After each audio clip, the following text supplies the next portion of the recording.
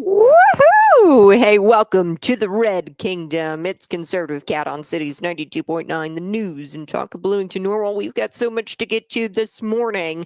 I'm so excited. Thanksgiving is just around the corner. Shoot me a text message. What are you thankful for?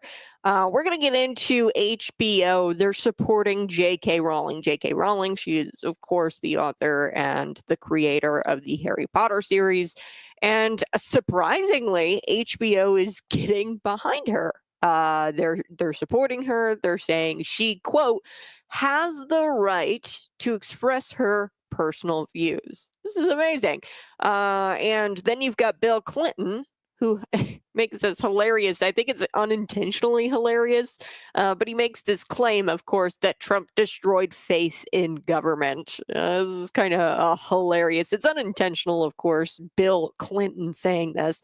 I do want to get to the woke mayor. There's a woke mayor who's pledging to go to jail. I would imagine that J.B. Pritzker would pledge his life if it meant protecting illegal aliens from mass deportations. They're getting really creative. I brought you the story yesterday where in Illinois, they're changing the name, or the petitions to change your name here in this state.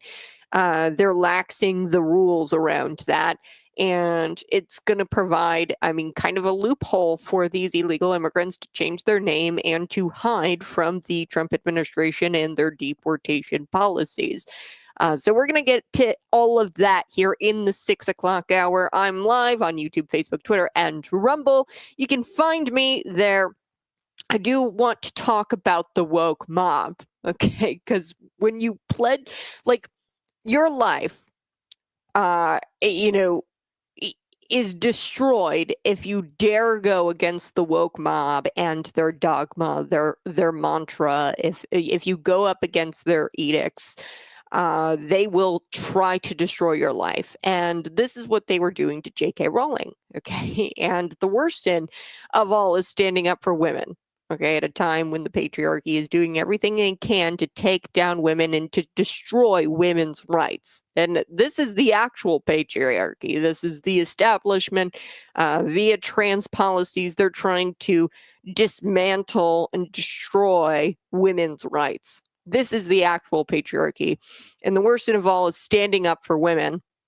And J.K. Rowling does that. She's very against women in men's sports.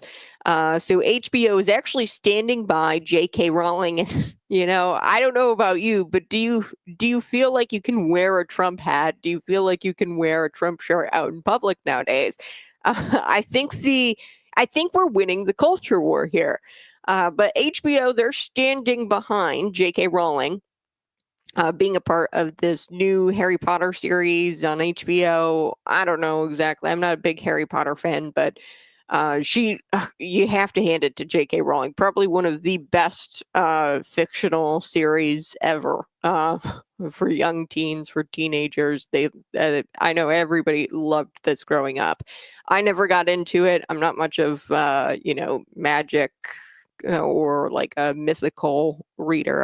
I really wasn't into all of that. But J.K. Rowling, she wants to be a part of this new series coming out, I guess, on HBO. And HBO is standing beside her despite the attempts to cancel her over women's rights advocacy. Now, she's advocating for women. She's advocating against the trans movement.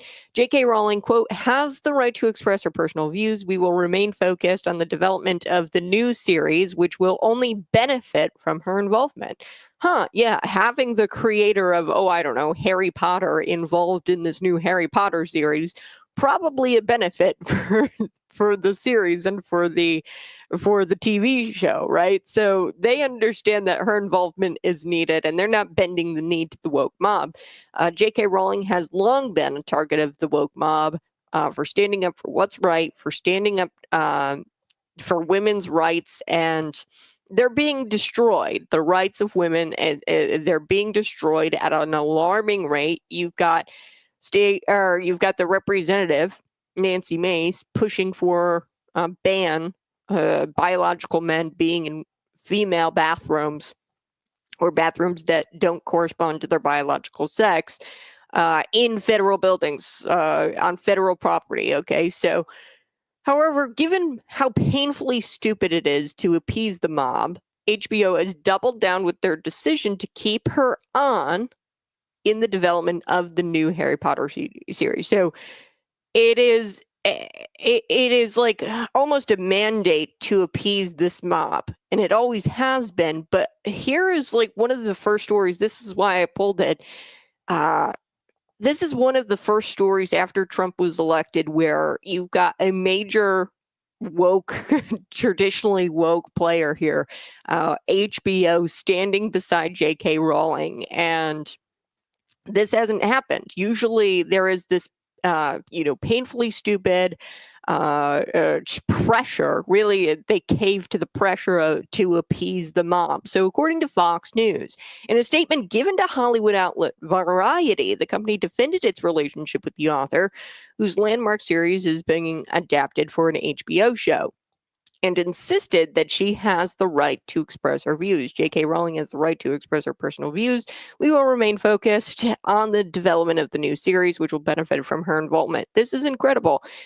Who would have guessed that she has the right to express herself, right? It is America, after all. All this time, she's had the right to express herself. Now, suddenly, it's like culturally acceptable for HBO to not bend the knee to the mob and to appease the mob. So someone really should inform the woke mob, hey, this is earth-shattering. This is a major finding. People have the right to express their personal views. Does the mob realize that she created the series? They want her off of HBO. They don't want HBO working with her. They've made calls for her to be ousted from the show or ousted from the process and the development of the show. It's not even created yet, but there would be no Harry Potter if it not be for her. So how do you create a TV series based off her character, based off her creation, and not include her? It's foolish how a bunch of woke losers think that they're entitled to make demands about her being in a partnership with HBO. And for the people crying about this, it's almost certain you've never done anything remotely remarkable in your lives like J.K. Rowling is.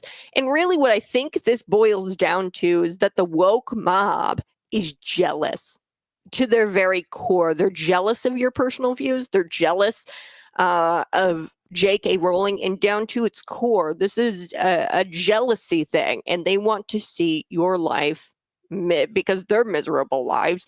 They want to misery loves company, right? You know that saying. So I'm almost certain that the people who are calling for J.K. Rowling to be ousted from this HBO series and to not be involved, I bet that they've never done anything remotely remarkable, and definitely not to the extent that J.K. Rowling has done with the Harry Potter series. She truly overcame adversity, and the mob couldn't care less about uplifting women. She's a woman. She created this amazing thing. It's a remarkable thing, and that's not even my cup of tea, right? But they don't want to uplift her. They want to tear her down because she's not trans. They're only for women if it means uplifting trans rights, because trans rights trump women's rights. And to call that misogynistic is an understatement. It's not even just that she has the right to her views, it's that her views are factually correct. Men are men, women are women, and she is factually correct. And it's rather telling that you have the side trying to discredit her. Discredit that. They're trying to discredit the truth, and they're trying to go after the truth in the name of patriarchy, and they're under this guise of patriarchy, and as if they're, uplifting women by uplifting trans rights, which is just an oxymoron. Right? You're not uplifting women, you're uplifting men under the guise of this whole feminism push or against the patriarchy push. Really, you're a part of the patriarchy because you're crushing women, you're destroying women's rights. All right, I do have to get to this story. Bill Clinton claiming that Donald Trump has destroyed the public's confidence in federal government. I don't think so. I think the reason why a lot of us don't trust the government, even at a local level, is because they constantly lie and the services constantly suck. Okay, I come out and I say this all of the time, and I hate to be this guy, but the public sector typically is slow, It's never efficient. You're always screaming on the phone with somebody to get something done, and they mandate you use government services, right? So the confidence, or the public's confidence in federal government, is destroyed, not because of Donald Trump, but because the government, they're the reason why you have no confidence there, because they provide you crappy services. And I don't think that this is a bad thing. That's the thing here is, Bill Clinton will say, oh, it's Donald Trump's fault that, there's no faith in government. I think it's a good thing that we don't have faith in government. We should have faith in God alone. But take a listen to what Bill Clinton here says. He's interested in people who are loyal to him 100% of the time, no matter what the issue, no matter what the facts, no matter who gets hurt. He wants people who just say yes and then get after it first. Second, he believes that his supporters have no confidence whatever in the federal government. And Lord knows he's done everything he could to destroy that confidence. He's interested in people who are loyal to him. All right. So that's Bill Clinton. He did not destroy the confidence in the government, folks. He just didn't do that. People witnessed the government and the media lie to them for, I don't even want to say 10 years. I think quite literally your entire life. You've witnessed the government lie to you. You've witnessed the media lie to you. And, for these past 10 years, since Donald Trump entered politics, they've been calling him and his voters literally Hitler, fascist, you name it. And that's exactly why the left lost the election. It's because people don't trust the government and people don't trust the media. But I repeat myself. And Trump didn't do that. You guys did that all on your own. Had you not lied, we probably would, have a little bit more respect. I would say that we completely disrespect our government institutions, especially after COVID-19. They lied to you.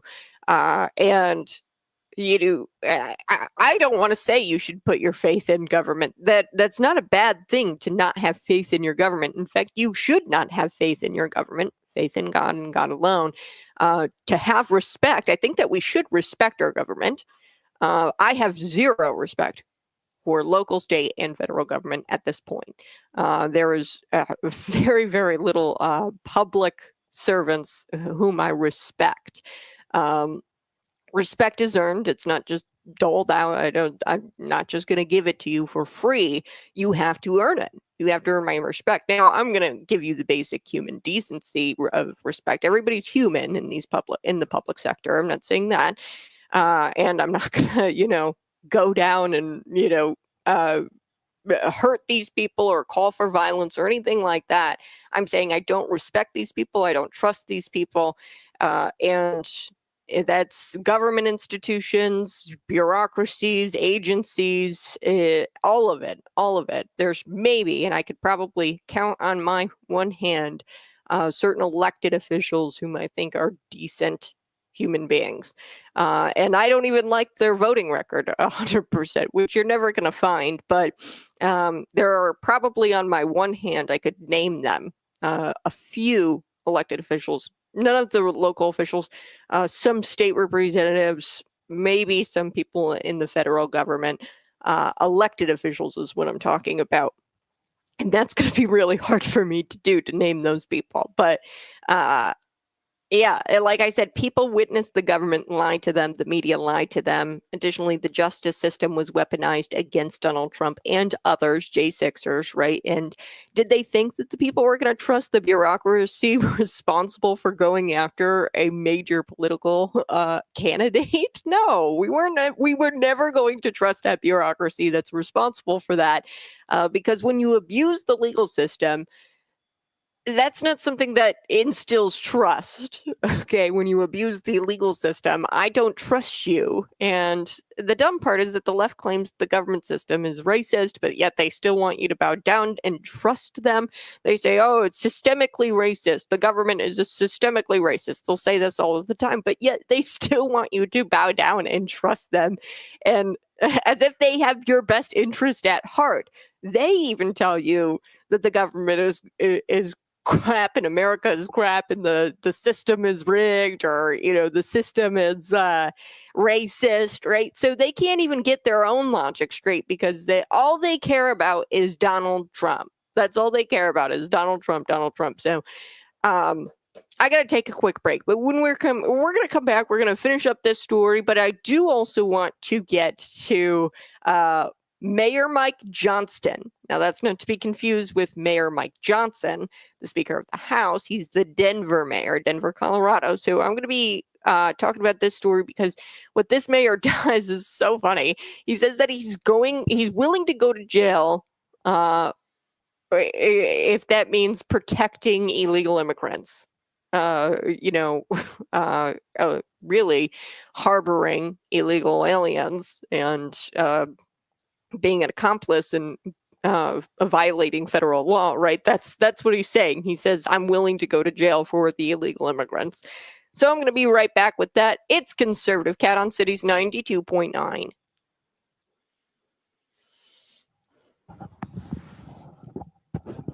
Yeah, Trump wants people to follow the Constitution. Yeah, and they're going to sit there and they're going to say, like, oh, Donald Trump, he and his loyalists, right? And they're going to try to make it sound like it's a bad thing that he puts people in there that he trusts.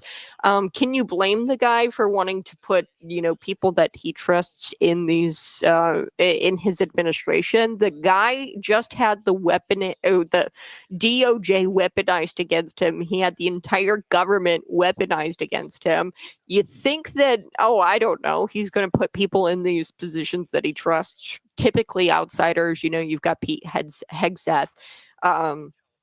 He's going to put, some of these outsiders like your Elon Musks, your Vivek Ramaswamis. He's not going to go with the traditional pick. I think the most traditional pick that he went with was the Secretary of State, Marco Rubio. And he's not really a Trump loyalist. If you guys remember, Marco Rubio and Donald Trump, they went at it in the debates.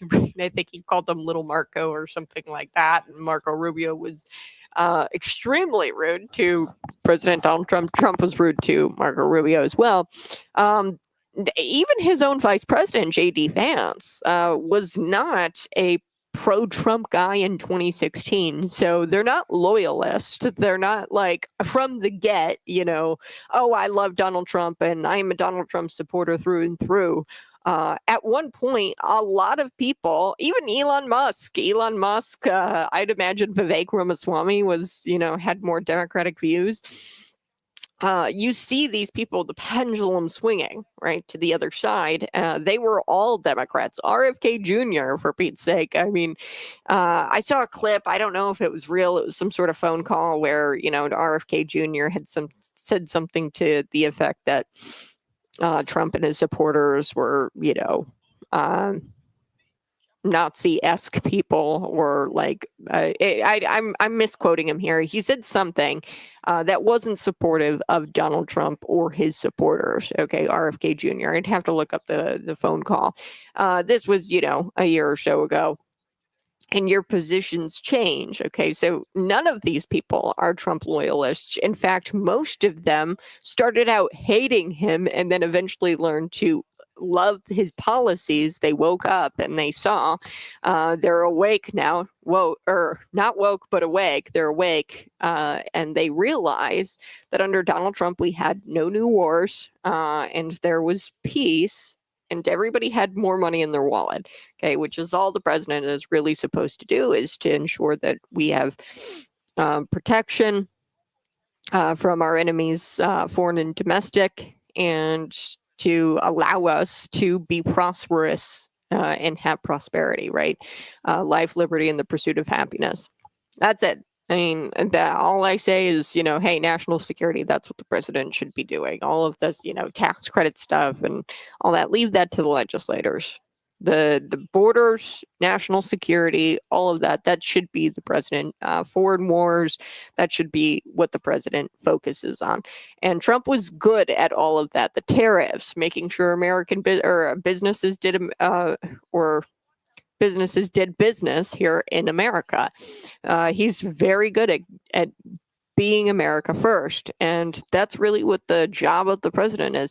So, like I said, yeah, he wants people to follow the Constitution. Trump is a constitutionalist, and he's putting people in there that, yeah, might be friends of his or might like him. Why would he put somebody in there that he doesn't like, right? That's the mistake he made in 2016. He went in there and he just nodded and he said, sure, I'll trust the experts. And he put people in certain positions, Mike Pompeo, that they shouldn't have been in.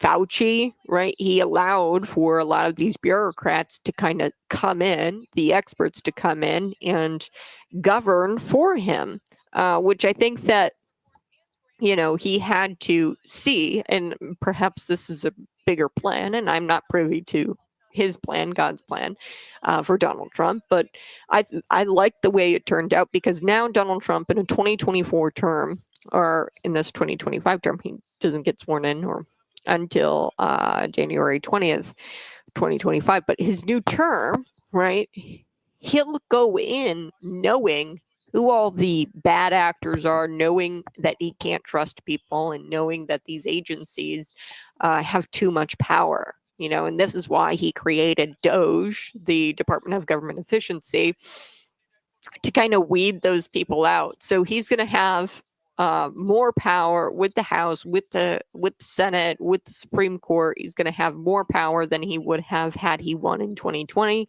I think he had to learn some things about 2020, go through COVID-19, see what they had did to the American people. I think that I wouldn't have wanted it to play out any other way, because now he's privy to all this information. He understands who the bad actors are, what bureaucrats do what, and now he's got all this knowledge going into this next term. So I'm really excited. We're going to get to Bill Clinton. We're going to wrap up that story, because Bill Clinton sat there and said, oh, Donald Trump, caused the public to not have faith in the government, which I think is arguably a good thing.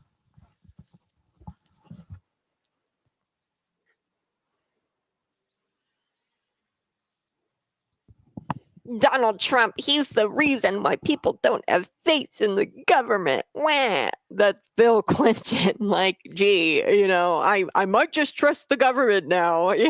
Are we supposed to just say that after Donald Trump after the DOJ and the government was weaponized against Donald Trump, a major political candidate? We all saw that. We all saw the government and the media lie to us for 10 years, saying that Donald Trump was literally Hitler. All his supporters are fascists. That's a lie. Joe Biden wouldn't have met with Donald Trump had he been like literally Hitler. Okay. Joe and Mika Scarborough, Mika Brzezinski, Joe Scarborough, they wouldn't have begged to meet with Donald Trump had they actually believed, or had they actually had proof that he was literally Hitler, right? Nobody wants to meet Hitler. So, these people lied to you for 10 years. They were saying all these things about Donald Trump, that he was going to cause World War III. We are closer to World War III now more than ever. They're giving all kinds of weapons over to Ukraine. I mean, Joe Biden is going to start a World War III on his way out. That is where we're at right now. And Donald Trump did not do that. We're still in Obama, Freudian slip, Biden's presidency. So, the left, they want you to have faith in government. Arguably, having faith in government is a bad thing. Faith in God alone. But Bill Clinton is big upset because you don't have faith in your institutions anymore. I don't think it's that you don't have faith. You've never had faith in your institutions. You have faith in God and God alone. But you've lost respect for your institutions more and more, especially after COVID-19. The government does nothing but make people worse off. You're always arguing with government. If you ever have to interact with government, think about how difficult it is to get your taxes done. Think about all the money you have to spend with Rick Johnson from Tax and Accounting Plus to do your taxes, right? Yeah, I think of all of that. It's just a headache every single time you interact with government. The voting, right? Even voting is a headache nowadays because I mean people were waiting 2 hours in line. There were machines going down. I mean it's just an inefficient sector. The public sector is just inefficient. So the government does nothing but make people worse off. This is the same government that created record inflation, the worst border crisis in American history. This is the same government that flew Laken Riley's killer into Georgia on the taxpayers' dime. And this is the same government that colluded with social media companies to censor Americans. Mark Zuckerberg came out and admitted that the government approached him and had him censor Americans. I'm no political scientist, but something tells me those are not ways that you build up trust or respect. I don't want you to trust in God. Okay, that's what it says on our currency. Trust in God. But if you want to have respect for your government, if you want the public to respect the government, then you're gonna have to stop doing these things like flying Laken Riley's killer to Georgia on taxpayer dime, creating record inflation, censoring Americans on social media. You're going to have to stop this nonsense if you want to gain the respect of the public. I do want to talk about this Denver mayor, Denver, Colorado. Now, Trump hasn't even started yet. Like I said, we're still living under the Biden administration, closer to World War III than we've ever been. It's kind of interesting. I have a youth group gal. She is a refugee, fled the war, fled the Ukrainian Russian conflict or the war, and she's here in the States going to school, and she was telling me about how they're enlisting women now. She can't go back. It's amping up. The war is intensifying over in that region, and it's truly tragic. She's got family over there, mother, sister. It's quite really sad. But they're enlisting women, 16-year-old women. Okay, and this is all happening under the Biden administration, and Trump has not started yet. So he hasn't even had his day one, and he hasn't started deporting doing mass deportations of illegal immigrants. He hasn't started any of that yet. These woke blue city mayors have no time to waste when it comes to their performative activism. You've already seen Governor J.B. Pritzker get out there. He goes, he's going to have to go through me or something like that. And then you've got the Denver mayor, Mike Johnston, not to be confused with Mike Johnson, the Speaker of the House. He's pledging to block the Trump administration from removing people who are here illegally, and he will go to jail if need be. This is what the Denver, Colorado mayor Mike Johnston is saying. Much like Governor J.B. Pritzker, he said, you're going to have to go through me. And now, you've got, the very smart, corrupt legislators who are enshrining into law ways for illegal immigrants to hide from mass deportation by changing things like the name petitioning system, where you change your name. It's way easier. You don't have to be a resident of the state anymore to change your name. Now that's gotten all the way through the House, and they're going to try to pass it in the Senate come January, the next legislative session. But here he is. He made the claim during a local media appearance, okay? And before I get into the clip here, okay, of the Denver mayor, I want to read this bit of news that comes out of Denver, okay? An illegal alien was charged with raping a 14-year-old girl in Denver, Colorado, right after Mayor Mike Johnston pledged to resist Trump's mass deportation agenda. The Denver newcomer, who was a newcomer, right? That's what they call them there in Denver, Colorado. They're not illegal aliens, they're newcomers. He was arrested for raping a teenager. Remember, this is the same Mayor Johnston who said that the problem isn't the influx of newcomers, but rather it's the American citizens saying mean things about the influx of the newcomers, right? Americans shouldn't be, calling them illegal aliens. They should call them newcomers. They're really mean to the illegal aliens. This is that Denver mayor. Okay, this is what he's said in the past. He blamed you, American citizens, for saying mean things about the newcomers. Maybe they wouldn't be raping people had the Americans not said mean things about them. What? Right? That's the sentiment here from this Denver mayor. So here we go. Let's take a listen. This was him on local media appearance saying that he's going to go to jail if it means blocking the Trump administration from removing people who are here illegally. About civil disobedience, you've mentioned that a couple of times now.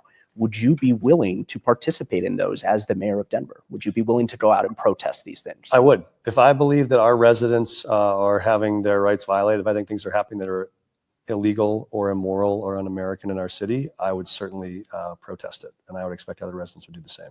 Trump's new border czar, Tom Homan, has said that he is willing to arrest leaders like yourself for standing in the way of these policies that they want to enact. Would you be willing to go to jail for these things? Yeah, I'm not afraid of that. And I'm also not seeking that. I think the goal is we want to be able to negotiate with reasonable people how to solve hard problems. Republican and Democratic presidents in the past have all tried to find solutions to these problems. President Reagan helped people get access to work so they could stay and support themselves. Biden and Harris worked on restricting entry at the border to close down. There are a lot of ways to approach this problem. We don't think it has to come to this. But yeah, I think when you look at, Ralph Carr has always been one of my heroes. He was the governor who in the middle of the internment of Japanese Americans said this was the wrong thing to do. And he stood up. It was unpopular. People were mad at him about it. That was in the middle of wartime. If the president or any of his actors are going to do things that we think are illegal or immoral or un-American, we'll stand up against those. Notice how he doesn't just stop at if we think that, President Donald Trump is doing something illegal. He has to add immoral or, not of our American values, because what Trump is going to do, the mass deportations, is actually lawful. It's not illegal. It's actually the legal thing to do. All right, I do have to take a quick break, but we're going to wrap that story up here on the other side. You're listening to Conservative Cat on Cities 92.9.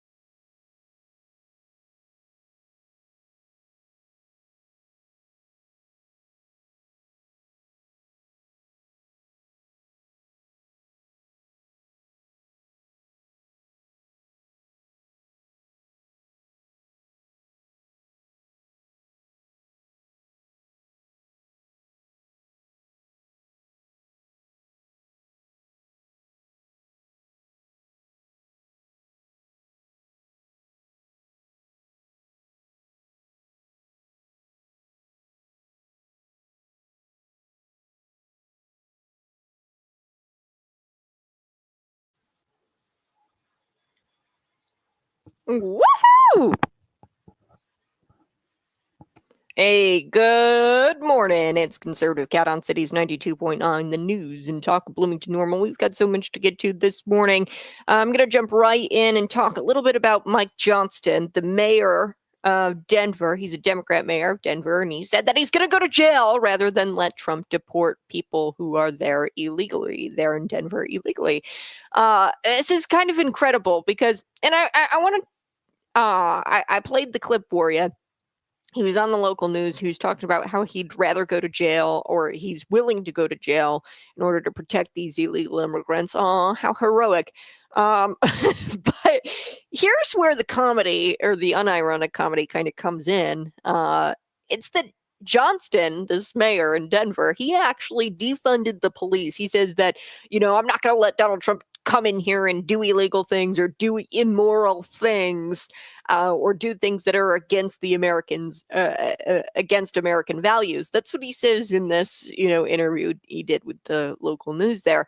And I think it's kind of funny because here he is. He actually defunded the police and the fire department, by the way. Now, I don't know about you, but that kind of feels immoral. Defunding the police, jeopardizing American citizens' safety, their public safety, jeopardizing if somebody has a fire, the ability for the firemen or the fire department to come out and put out the fire, you're putting lives at risk, right? I don't know about you, but defunding police officers and fire departments, or police departments and fire departments, that is probably the most un-American thing or the most immoral thing that I can think of, right? So it's kind of ironic. It's kind of unironic comedy here where he's saying, oh, Trump, I'm not going to let him do illegal things like come in and deport illegal aliens, which is quite literally the opposite of illegal, but I'm not going to let him come in and do immoral things. Notice how he didn't stop at illegal because he knows that it's illegal for these people to be here. He knows that Donald Trump carrying out these mass deportation policies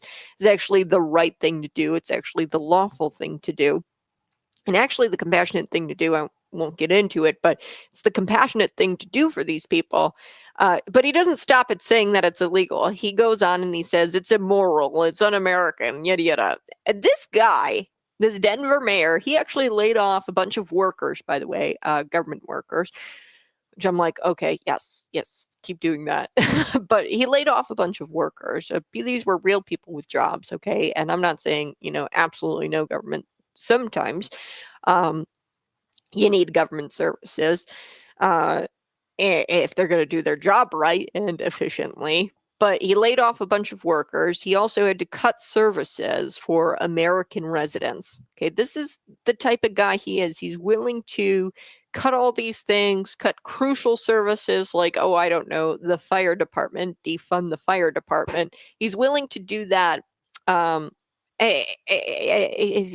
house these illegals and to provide them services over American citizens.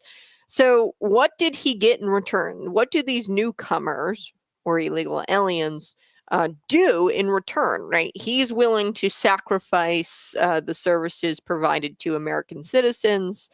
He's willing to cut the funding for police departments and fire departments in the area there in Denver. In return, what do these newcomers do? They refuse to leave encampments, tent cities, unless their demands are met. Okay, because the city shelter wasn't to their liking and they made demands and they created their own shelter, their own encampment. Now, this happened back in May, and I want to play this clip. I'm not going to have time for it right now, but I'm going to play it on the other side. This is crucial stuff, folks, because back in May, you had these illegal immigrants in Denver, and they set up these encampments to protest the city's shelters. They didn't like the city shelters. They didn't like the housing that was provided to them for free, by the way. So they created their own tent city. So there was a press conference that was held actually by one of a pro-Palestinian activist type girl, and she uses they them pronouns, by the way. So she's a spokes she, her, they, I don't know, spokes they. And she was appointed by these illegal immigrants to kind of act as their spokesman. And her name is V, and this is not satire at all. I'm going to play this clip on the other side. This was back in May, and that's the thing is, I don't know what these newcomers are giving these Democrat politicians who are willing to quite literally go to jail for them. What are they doing for them? What is that? What do you get in return for sacrificing the services and providing services to American citizens, taking away their fire departments, their police departments? What do you get in return? What do the newcomers give you? Because it doesn't seem like a whole lot. It seems like a bunch of headaches. And you'll see it here on the other side when I play this clip. We'll be right back. It's Conservative Cat on Cities 92.9. All right, yeah. So we're gonna get to this clip, but really, throw it in the comments section. What do you think? Why do the Democrat politicians bend over backwards for illegal aliens? What do they gain from? Oh, I don't know, being imprisoned by blocking Donald Trump's mass deportation policies. Obviously, they want them here for a reason, and it's a conspiracy theory to say that Democrats are importing illegals so they have additional voting base, or so that they can fudge the census numbers so that radical leftists get more congressional representation. They might have to do something to stop the bleeding in some of these Democrat areas. We're getting very close to chipping away at Illinois, this deep blue state. I mean, he only lost by single digits, I think, the electoral vote here in Illinois, minus the mail-in ballots, which we're going to get rid of hopefully here come 2026. The midterms, it would be great to get rid of vote by mail ballots entirely, which I think if it gets up to the Supreme Court, they're not going to allow counting 14 days after the election. Okay. Now, what they're trying to do here in California, Illinois, New York, there's this bleeding that's going on. They're trying to stop the bleeding. Americans are fleeing from those places and from those states to states that don't suck so much, right? To Texas, to Florida, to Tennessee, these states that don't suck, okay? And they've got to stop the bleeding. They've got to import new leftist voters, new voting base into these areas, or they're going to try to fudge the census numbers so that way radical leftists can get more congressional representation. They'll say it's a conspiracy theory, but and I know that that these aren't conspiracy theories. Why? Exhibit A, the lengths at which Democrats are willing to go to prevent anyone from doing anything to stop the influx of illegal immigrants. They are willing to quite literally go to jail for these illegal immigrants. Okay. Governor J.B. Pritzker has come out and he said that you have to go through me in order to get to them. Why does JB care so much about illegal immigrants? Why? Well, nobody's asking this question. Why? They'll tell you, oh, it's the compassionate thing to do. We know that that's an outright lie. So what really is the reason as to why they want the illegal immigrants here, and they will do anything to prevent anyone from doing anything to stop the influx of illegal immigrants pouring across the border, pouring into our communities? Why are they willing to go to such lengths to stop this influx, or to stop people from stopping the influx of illegal immigrants? They're trying to prevent anyone from doing anything about it. So Mike Johnston, the mayor of Denver, he is willing to go to jail rather than let Trump deport people who are here illegally. And begin to ask yourself, why? Why would he be willing? There's very little I would go to jail for. Me personally, there are maybe a few things on that that I would be willing to go to jail for. Okay, to protect my family. If there was a scenario where I'd have to protect my family, I'd be willing to go to jail for them. If that were the case, or to not deny Jesus or my faith, right? I would sit in a jail cell with my Bible, and I have no care. I would be willing to go to jail to continue to pronounce my faith, right? I would be willing to go to jail for that.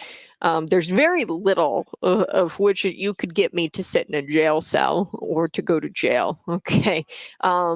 Protecting illegals? No, I don't know you. You're here illegally. You broke federal immigration law. I mean, I'm not willing to go to jail so that way you can stay here. I'm not going to harbor you as a fugitive of the law. Really, that's what these people are. They're fugitives of the law.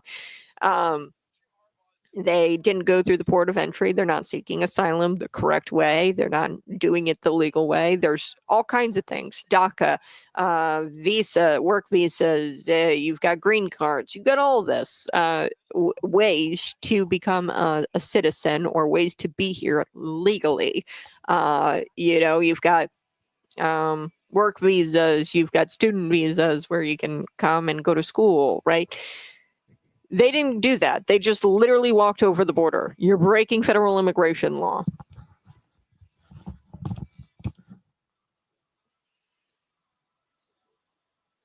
Woohoo! Hey, good morning. It's Conservative Cat on Cities 92.9, the news and talk of Bloomington Normal. Now, this happened back in May in Denver, and I'm spending a lot of time on this story because it's important. We have to begin to ask ourselves why. Why are they going? Why are Democrat politicians like Governor J.B. Pritzker, like the mayor in Denver, why are they going to such lengths to try to prevent people from stopping the influx of illegals coming across the border?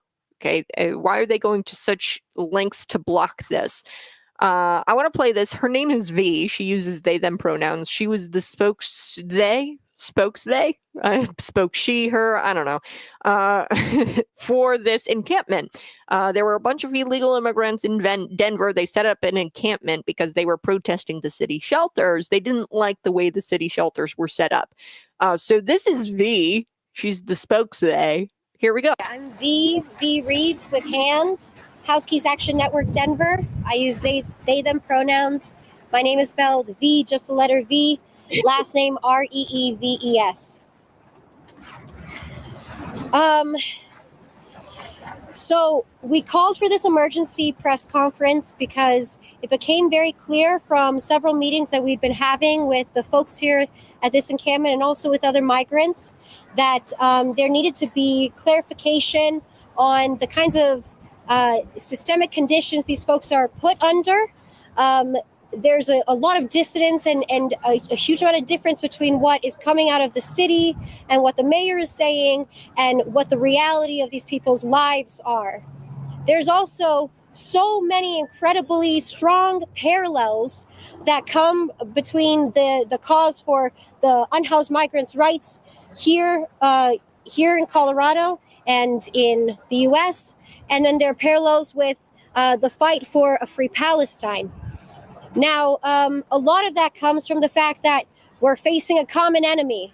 We're facing a colonial structure that decides that black and brown bodies are not of the same value as white European colonial settler bodies are.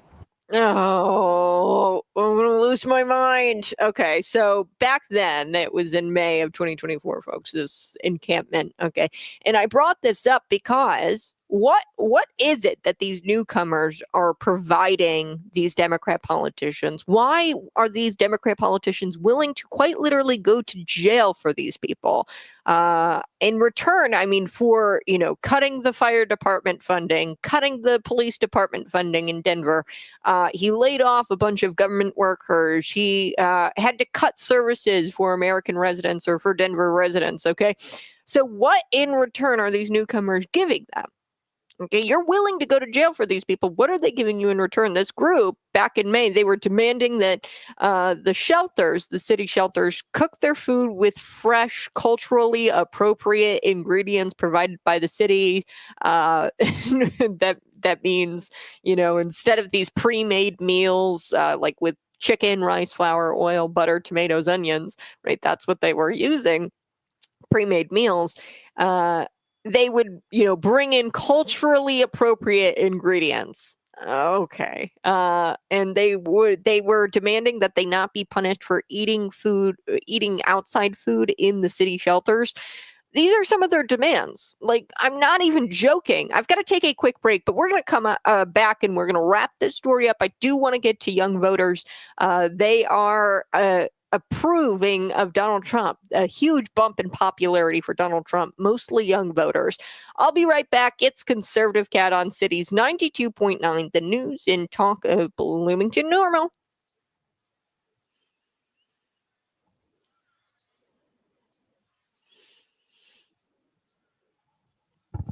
Okay, so there's like this list of demands, and I just don't understand what the illegal immigrants are giving these Democrat politicians in exchange to going to jail. I mean, these Democrat politicians, like, there's very little that I would go to jail for. You couldn't get me to go to a jail cell, to protect strangers, let alone strangers who are here illegally or breaking federal immigration law. You couldn't get me to go to jail for those types of people. I don't know them.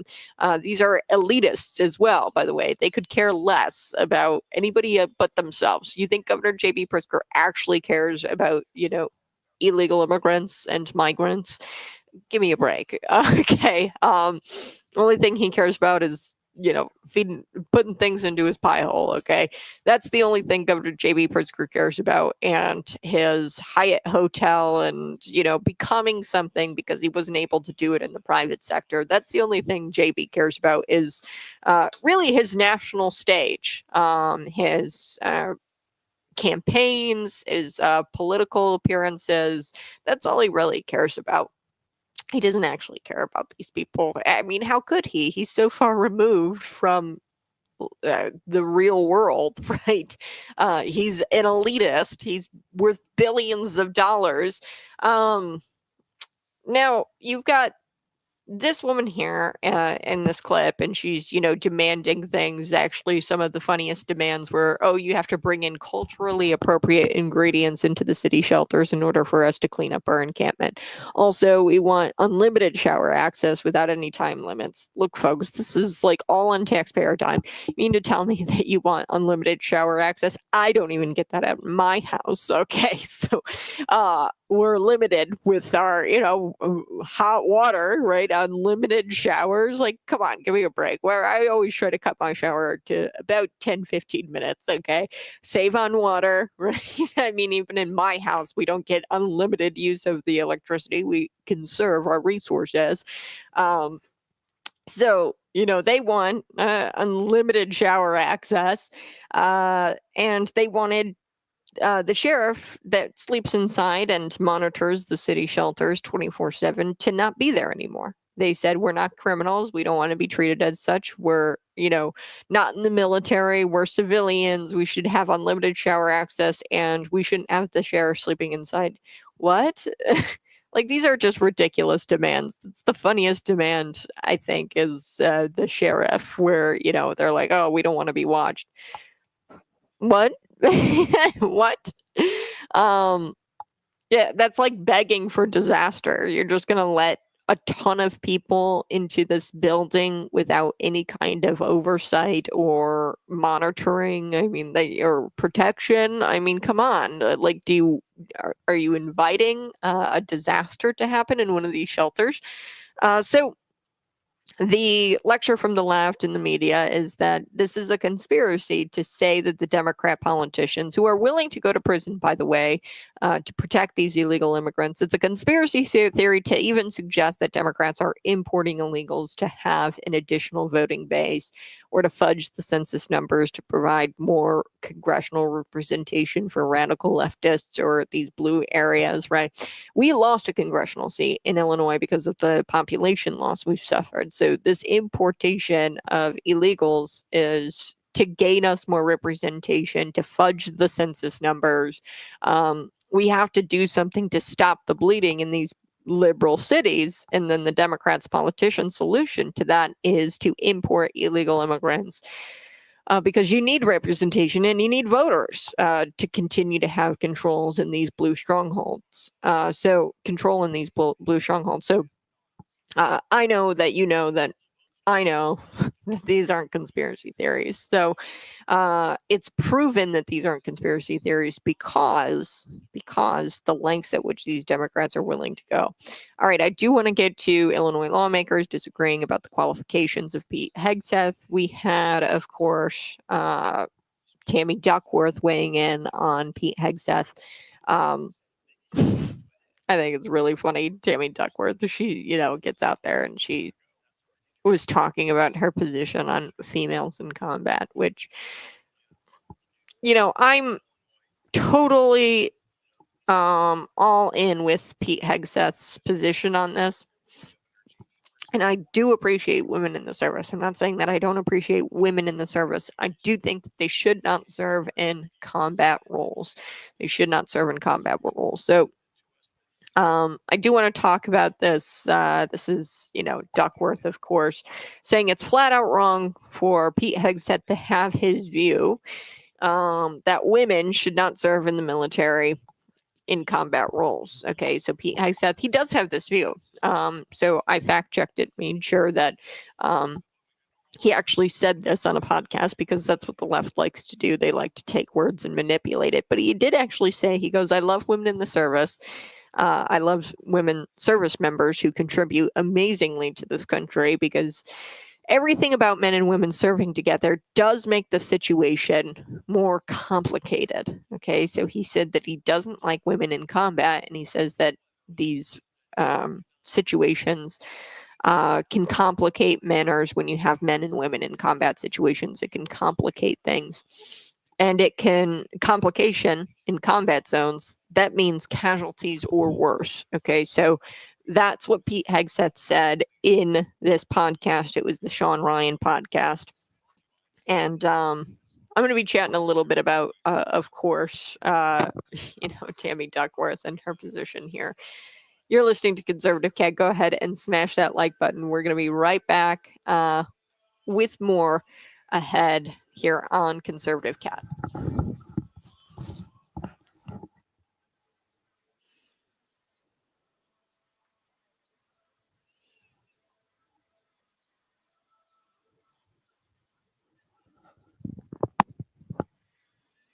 Woohoo! Hey, good morning. It's Conservative Cat on Cities 92.9, the news and talk of Bloomington Normal. So do appreciate you tuning in each and every single morning. It's bright and early, 7:05 a.m. Now, I do want to chat a little bit more about this Denver mayor, and I promise I'm going to move on, but it's so important that I bring you this story about the Denver mayor. He is willing to prevent anyone from doing anything to stop the influx of illegal immigrants pouring across the border. Okay. Now, before I took the break, I was telling you a little bit about this encampment in Denver. In May, it was in May of 2024, they had a spokeswoman, they, she uses they, them pronouns, and her name was V. Okay, not satire. It was actually real. They used a pro-Palestinian activist to advocate for them. It was an encampment that they had set up, the illegal immigrants in Denver, to protest the city shelters. They said that the city shelters were not cooking them the correct foods. Okay, now the shelters were making, the city shelters, the people working there, they were making things like rice, chicken, oil, butter, tomatoes, onions, all of this, and they weren't culturally appropriate ingredients, I guess. So they wanted more food that was culturally appropriate. Okay. They also were demanding, this encampment of illegal immigrants, they were demanding that they not be punished for bringing in and eating outside food, which can be dangerous. You got outside food coming into the shelter, people, allergies, things like that, drugs laced, who knows, right?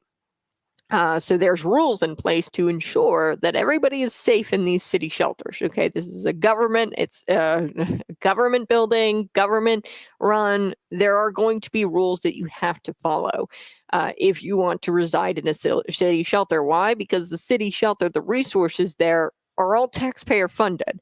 So your representatives set up rules, regulations in order to provide these civilians these resources with your dime. So there's got to be rules because there's a limited amount of resources, the taxpayer dime. Okay, so the group insisted that they have unlimited shower access. Now, I don't know about you, but in my household, we can't take 50-minute showers, okay? We can't do that. It's pointless, one. Two, it wastes water. Three, the hot water heater probably wouldn't even keep up. But this group, they insisted that they get unlimited shower access without any time limits. We don't even get that in my house, okay?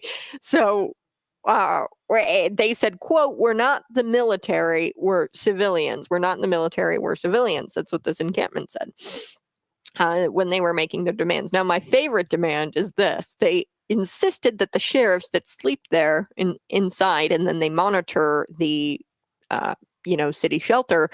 This is taxpayer funded, by the way. If somebody lights the place up on fire, that's that it's taxpayer. So the taxpayers should have a sheriff in there monitoring it, making sure that it's safe. Okay. We're not just going to give you, there has to be rules and regulations. We're not just going to give you a dwelling for you to run as you please. Okay. Because you're not paying for that dwelling. If you rent a dwelling from an apartment or from a landlord, it's not yours. You don't own it. So there's certain rules, regulations you have to abide by because it's not yours. And they said, "Oh, well, we don't want the sheriff inside because we're not criminals and we won't be treated as such." Gosh. So my question here, in Denver, you've got these illegal immigrants in this encampment. They're making these stupid demands. If I were a Democrat politician, I'd be asking myself, man, is the juice worth the squeeze here? Because here I am willing to go to jail for these people, and these people are upset because I'm not giving them like 5-course meals and unlimited showers. Okay, so the juice isn't really worth the squeeze. But here's the thing: the media and the government and the left, they're all going to accuse you of a conspiracy, or they're going to say you're a conspiracy theorist for simply saying that Democrat politicians are importing illegal aliens so that way they have additional voters, additional voting base, or that they can fudge the numbers in the census so that they can get more congressional representation. Now, in Illinois, we've lost a congressional seat because of our population loss. That's real. That has happened. Okay. So that's happening in all kinds of blue strongholds like California, New York, and they have to do something to stop the bleeding. So how are they going to continue to get voters? How are they going to continue to be blue strongholds if they don't have people voting anymore? Because they're all leaving to states that don't suck so much. Okay, so they're importing the illegal aliens for an additional voting base, for more representation and more congressional representation, and they're going to try to fudge the census numbers.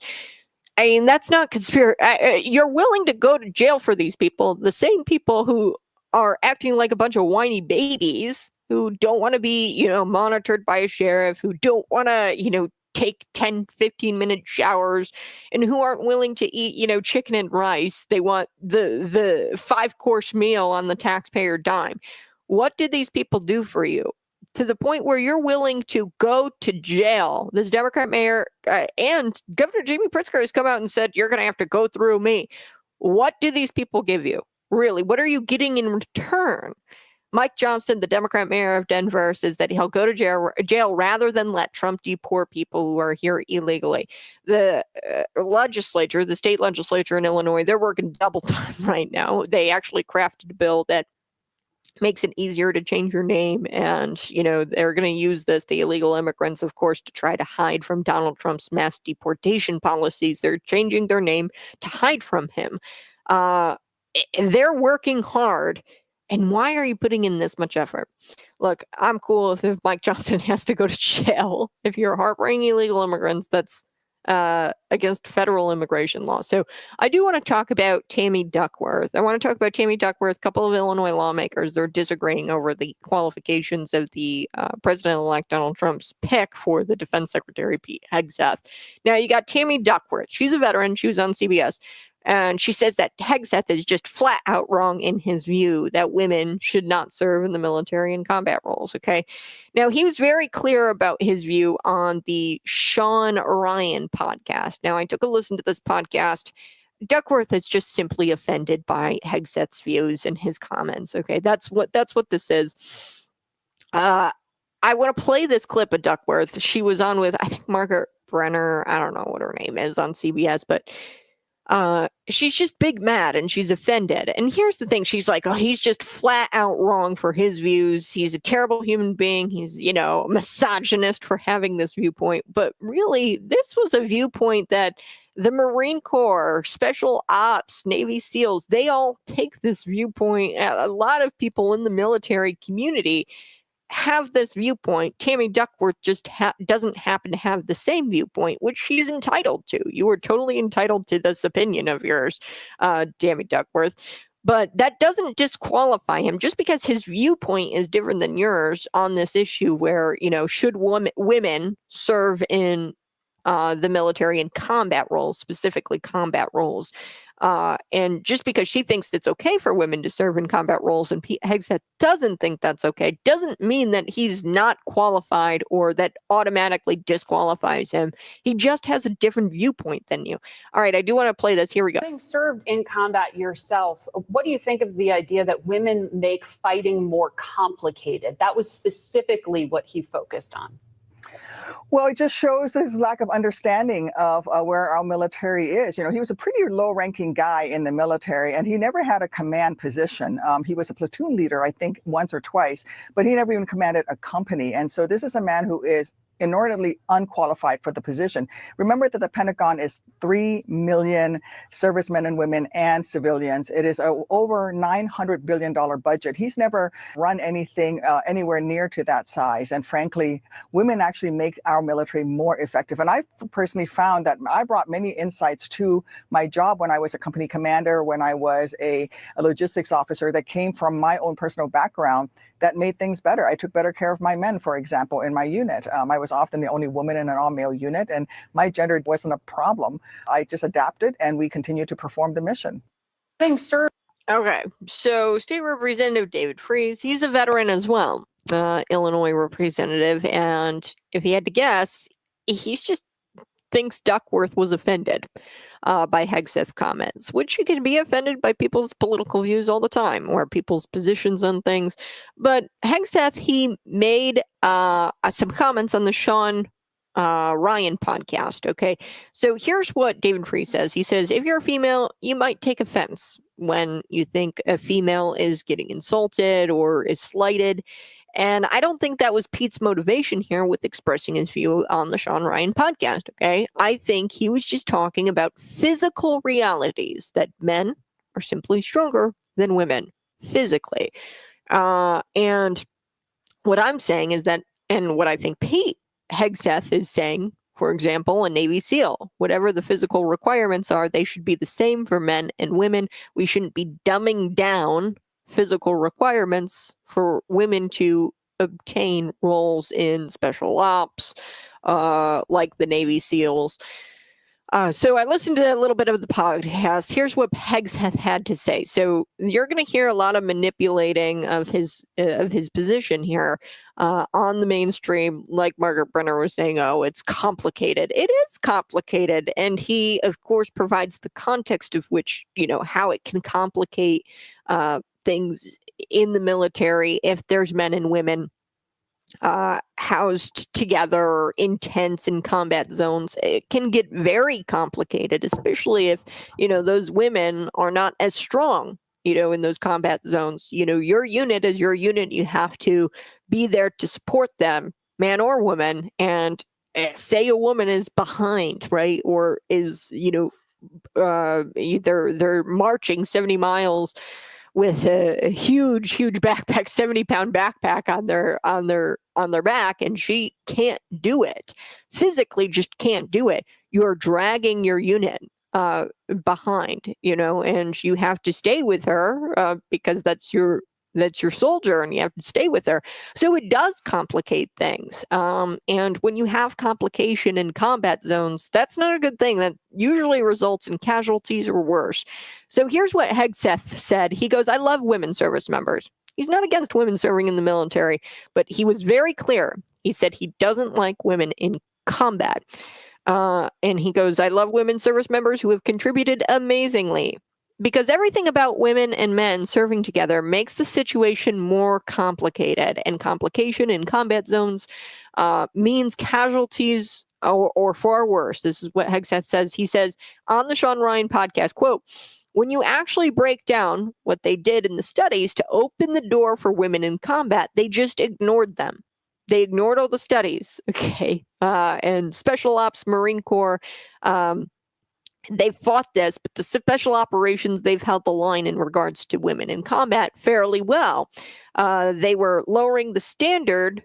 If they were lowering the standard to become a Navy SEAL, and just let women in to be a Navy SEAL, there are no women Navy SEAls. They haven't lowered those standards to become a Navy SEAL, and no woman has no. There is no super soldier out there who's met those physical requirements to become a Navy SEAL, right?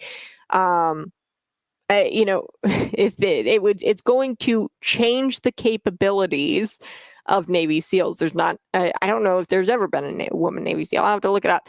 But the physical requirements is what he's talking about here, Pete Hegseth. And he's simply acknowledging the realities that women are slower and women are less physically able to meet these requirements that are demanded of a soldier in a combat situation. So earlier this month, Trump picked Pete Hegseth. He's a former Fox News host. He's an Army veteran who served in Iraq and Afghanistan. And, of course, he's drawn all kinds of criticism, for his position with women in combat roles. And, of course, his level of experience. They say he doesn't have enough experience. Now, Duckworth, she says that he was a low-ranking guy in the military and he never held a command position. You heard the host there, I think it's Margaret Brenner on CBS, but she says, having served in combat yourself, what do you think of the idea that women make fighting more complicated? He didn't say that. Okay, he didn't say women make fighting more complicated. He said that when you have women and men together serving, it makes a situation more complicated. Okay, he didn't say that women make fighting roles fighting more complicated in combat zone. He said when you have the mix together, that's where it gets complicated. And then she said, he was a platoon leader, but he never commanded a company like I did. He's unqualified for the position. Very elitist of you, Duckworth. It sounds elitist. Okay, I'm just going to be honest. Watching that was almost cringy when you're like, oh, he was a platoon leader, maybe, but I was a commander in a company. I don't know the military ranking. I get it, all the respect to her for commanding a company and having this role in the military. I'm not disparaging her service. What I am disparaging is that she thinks that she's better than Pete Hegseth simply because she had some sort of title. I hate that mentality. I mean, that's just it's a corrupt position. It's a corrupt. Your character is corrupted if you think that your title gives you more experience or qualifies you more. All right, I do have to take a quick break, but you're listening to Conservative Cat on Cities 92.9. Hey, good morning. Go ahead, smash that like button, share this out with your friends.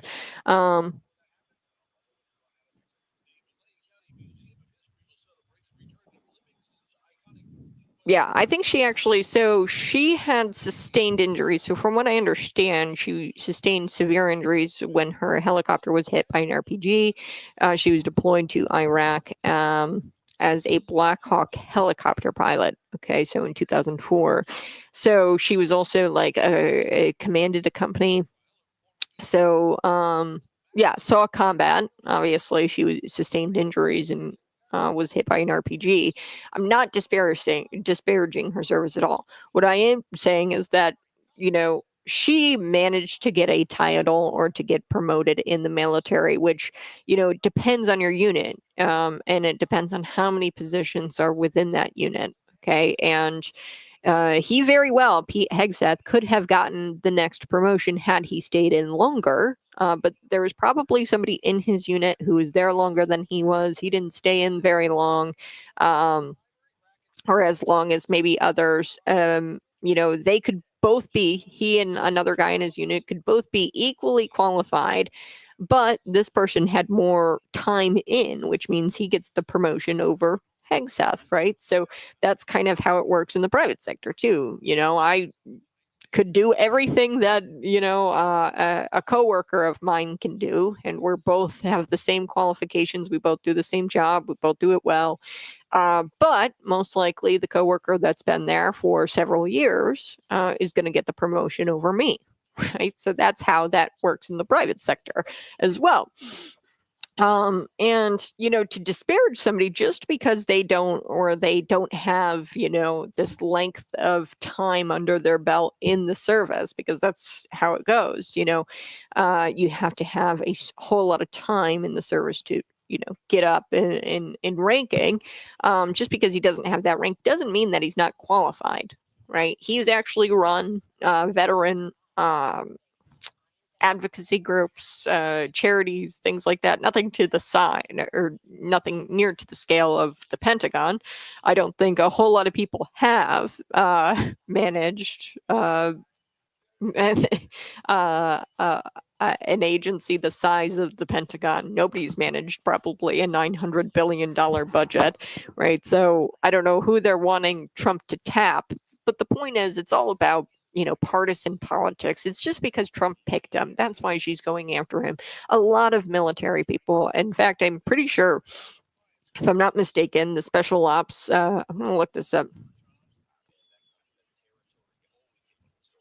If there's ever been a woman Navy SEAL.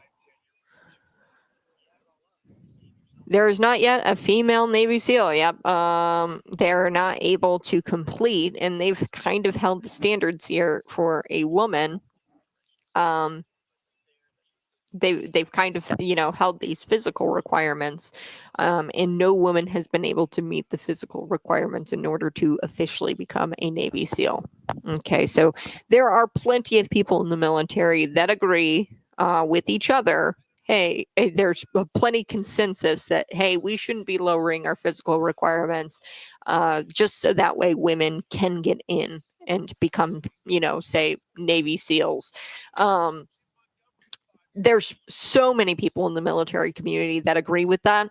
And, she takes an opposite position of Pete Hegseth. Okay, Tammy Duckworth thinks that, women in combat roles is a great thing, or women in, special operation roles. I don't know what her thoughts are there, but there's people who disagree with Pete Hegseth, and they think that lowering those requirements is something that should be done in the military. But there's plenty of people who agree with Pete Hegseth in the military community that shouldn't be done, lowering the physical requirements, because that's his position. It's not that he hates women. It's not that he doesn't think women can serve in the military. He just said specifically, I don't think they should be serving in combat roles. Okay.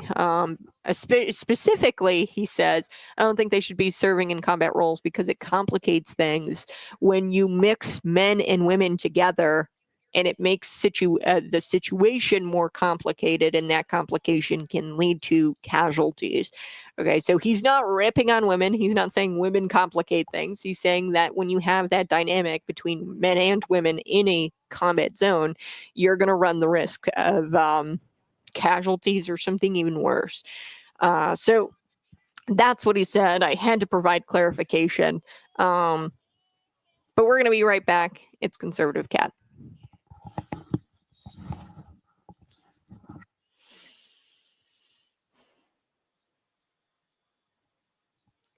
Woohoo! Hey, good morning. It's Conservative Cat on Cities 92.9, the news and talk of Bloomington Normal. Go ahead and smash that like button on the stream. I'm on YouTube and on Rumble and on Facebook. You can always find me. Before we took the break, I was telling you about women in combat roles. Okay, now Pete Hegseth has come under criticism for his position here, and I want to clarify his position because there's a lot of mistruths out there. There's a lot of manipulating of what he said on the Sean Ryan podcast. He said that he loves women in the service. He says, I appreciate women who have contributed amazingly. But he said that there's this dynamic between men and women together that makes things more complicated in combat zones, and that could mean casualties or something far worse.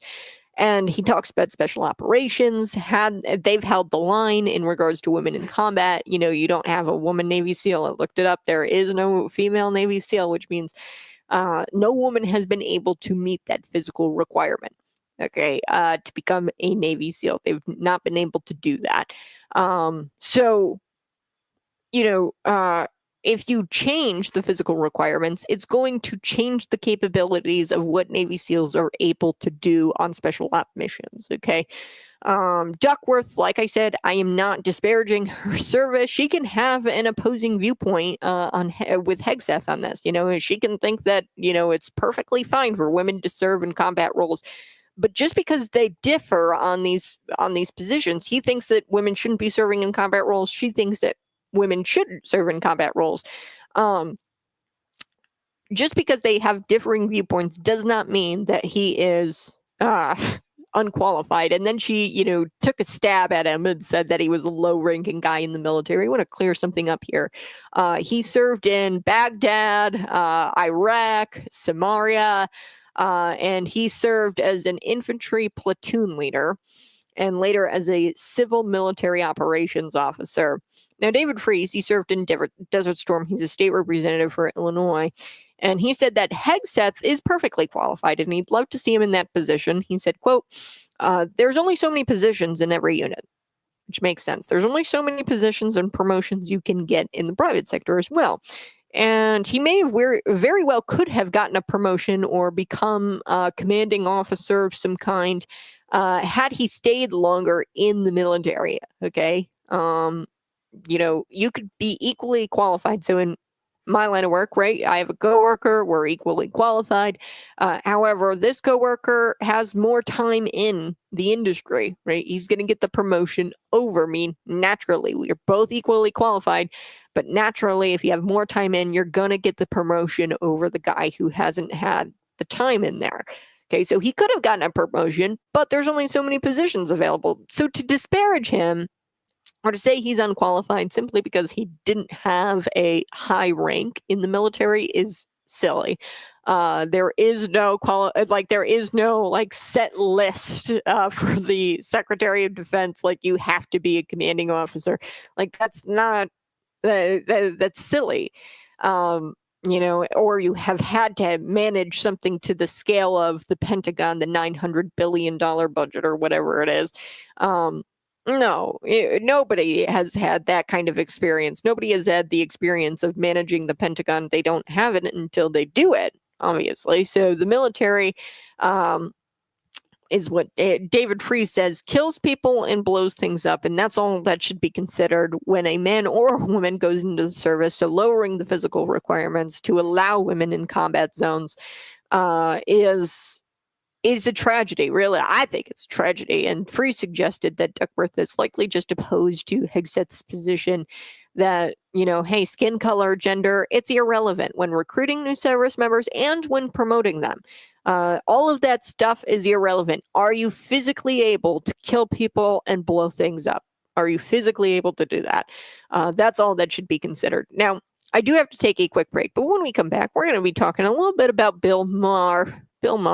He was on with this guy, and this kind of ties into what we're talking about here this morning, the physical requirements and how women are just physically inferior to men. Even Bill Maher is sick of this guy, Neil deGrasse Tyson. I don't know who this guy is. I guess he's some sort of scientist, right? And Bill Maher even shuts down this guy. I mean, this guy he refuses to concede that Bill Maher's notion that, hey, males are just more athletic than females. And this scientist, this woke astrophysicist, Neil Tyson, refuses to concede to Bill Maher that males are more athletic than females. He just won't admit that. And, what is up with these cereal box scientists? Like, where do these people come from? Clearly, now I've got a twin brother, and it is, environment, everything was the same. Our age is the same. simply because he is a man. He's able to run longer, faster. He's able to lift heavier than I am, simply because he's a man. And I'm not making. I mean, it's just blatantly obvious that there's biological advantages of men. And he could not admit this scientist on Bill Maher's show. So I'm going to be right back with that clip. I'll be right back. It's Conservative Cat on Cities 92.9.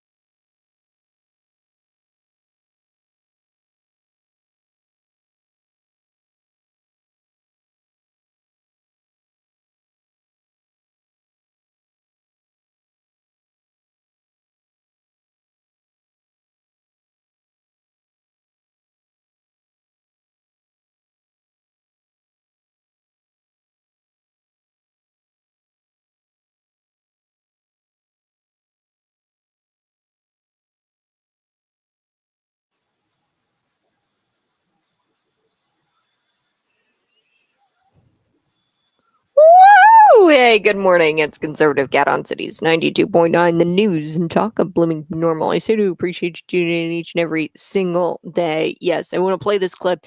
Woke astrophysicist Neil deGrasse Tyson, I don't know who this guy is, but he refused to concede to Bill Maher that where Bill Maher said, hey, men are more athletic than females. Like, males are more athletic than females. Today's show is going to break down the blatant biological advantages that men actually have over women. Okay, and he could not admit that as a scientist. He's like, where did you get your scientist degree? Cereal box? Come on, Neil. Let's take a listen. Here we go.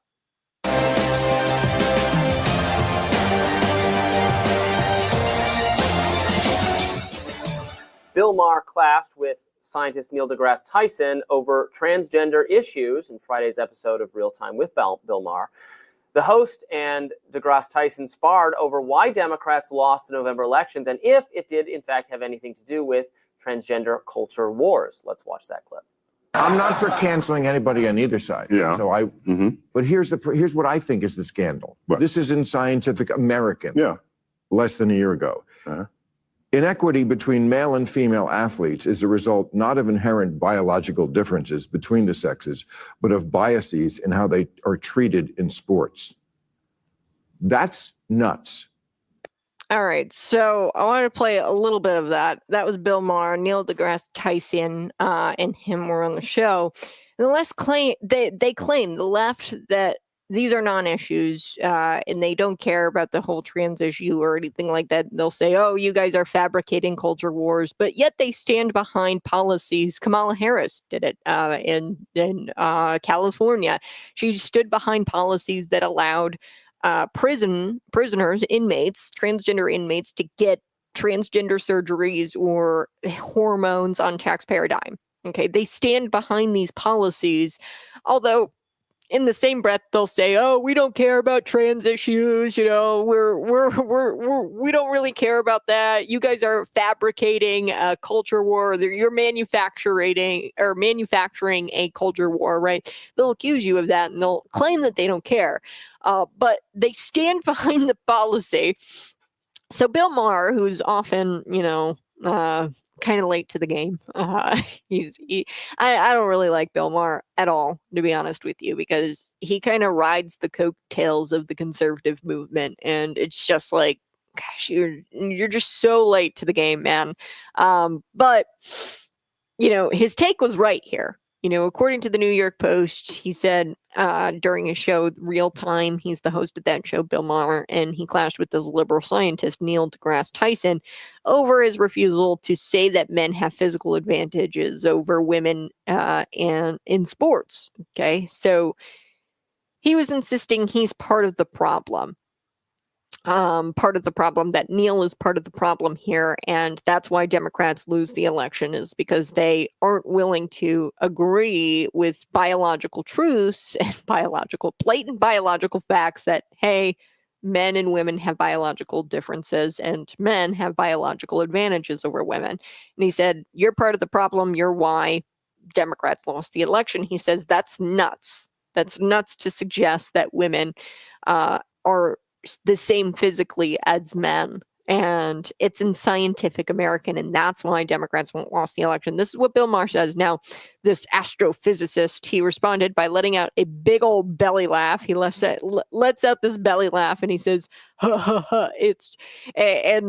Bill Maher says, no, it's true. You've got Democrats losing this election because they aren't willing to accept, and they want you to gaslight you, and they're willing to gaslight you into thinking that it's wrong to believe that men and women are different. And what is it with the woke leftists? And they feel like bursting out with laughter. By the way, he bursted out with laughter. I couldn't play the whole clip because it's just riddled with profanities, and he burst out with laughter. I don't know what that is about leftists. Kamala Harris used to do it. I think it's a nervous tick for leftists. It makes them look way more pathetic when you burst out and you cackle and you do it in like a Kamala-like way. But that's what this guy did. He did a belly laugh and he like laughed at Bill Maher for saying, this is an issue where you have Scientific American publishing that women and men are the same physically. So Tyson responded to Bill Maher and he said, Bill, every 20 minutes on your platform, you come up with another reason why Democrats lost. Democrats lost for many reasons. One of the big ones is due to this woke nonsense. These people disregard biological reality and people are sick of it. They're sick of the left demanding that you bend the knee to this nonsense as if they have science on their side. You don't have science on your side. According to a recent UN report, 890 medals were awarded to men competing against women. 890. So when they say you're manufacturing the culture war, lie. There it is. The proof is in the pudding, folks. 890 medals awarded to men who competed against women. And I'm tired of this, anti-scientific movement, and they pretend like they're the experts here. They're always pretending like, hey, I'm the expert and I'm privy to the information and you're not. Although you can see with your eyes, and for all of human history and all of modern civilization, I think we've accepted the fact that men and women can't perform at the same level physically. Men can run faster, men can lift more. I mean, this is just physical realities that we've always accepted. And they're trying to say, oh, I'm privy to more information than you. I understand. And I'm just tired of the gatekeeping BS. And it's just not, it's not true science. So I do have to take a quick break, but when we come back, we're going to talk about how Trump's popularity with young people is just soaring. Trump has not officially been inaugurated, but over half of voters still approve of how he's doing. There is increased support even after the election among young voters, and I'll tell you why here. Coming up next, it's Conservative Cat on Cities 92.9.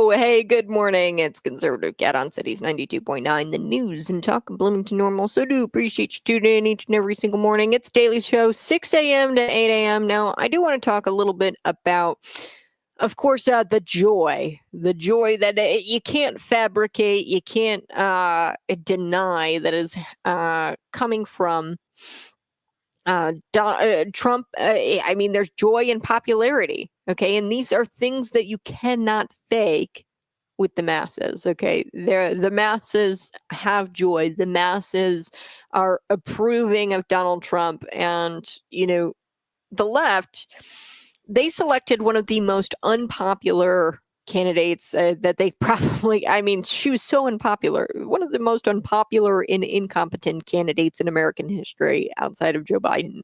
Very incompetent. I would say that he was more popular, though, than Kamala Harris.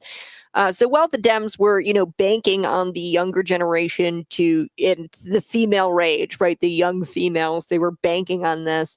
That didn't hold them over at the ballot box. Okay. They were really hoping the younger females came out.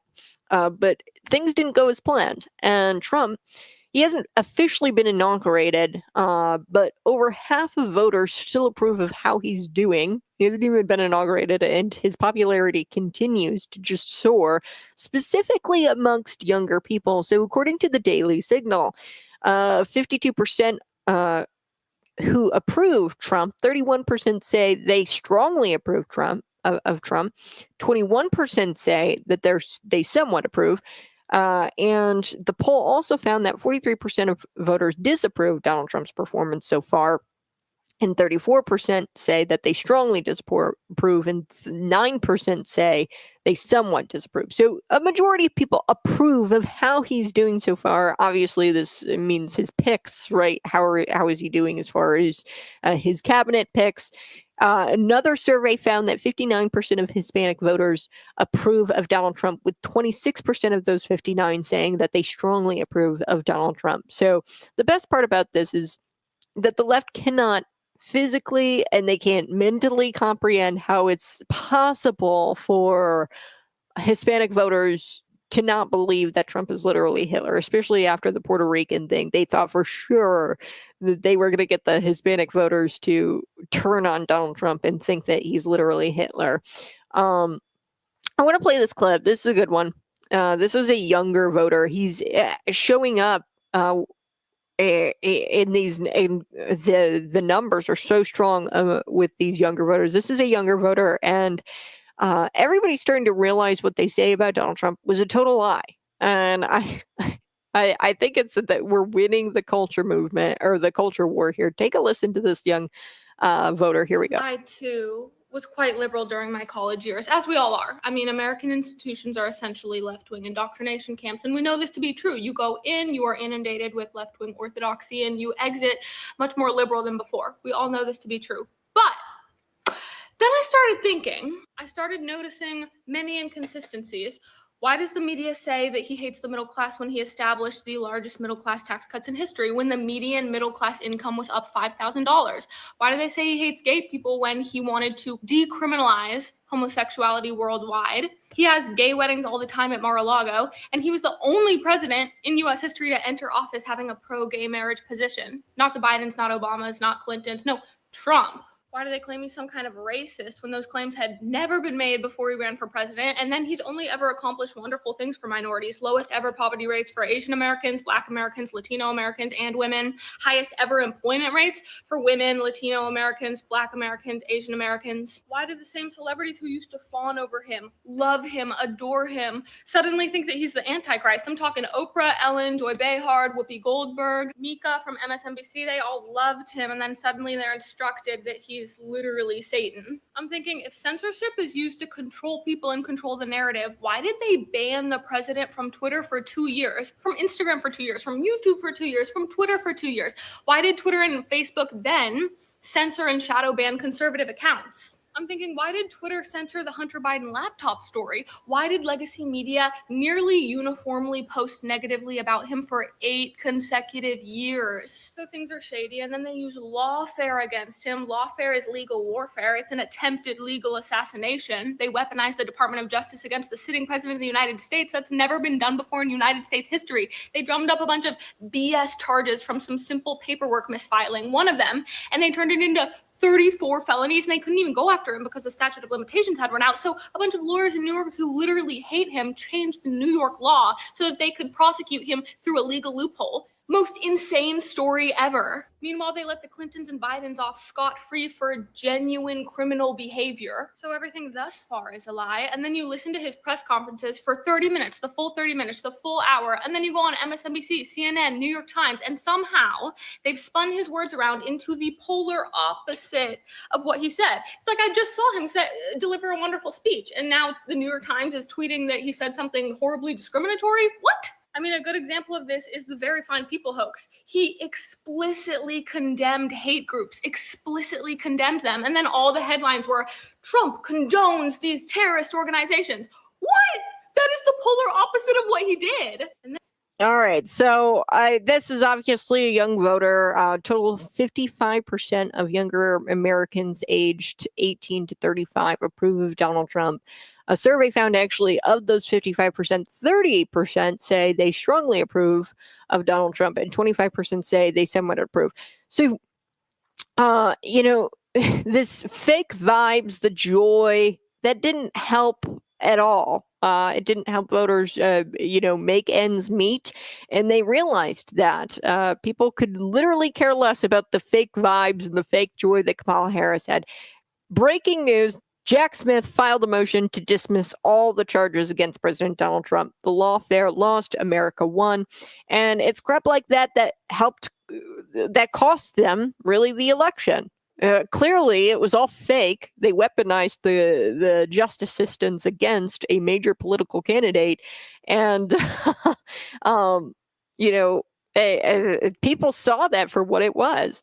And I love how the left couldn't be more unhinged. They think that the entire campaign was going to win based on fake joy, gaslighting everybody about fake joy. So I've got to I got to go. I appreciate you tuning in. Tomorrow we'll be back bright and early up at 6 a.m. Tune in, either the stream, YouTube, or Rumble. And I'll talk to you tomorrow. I love you so much. Bye-bye. We'll chat soon.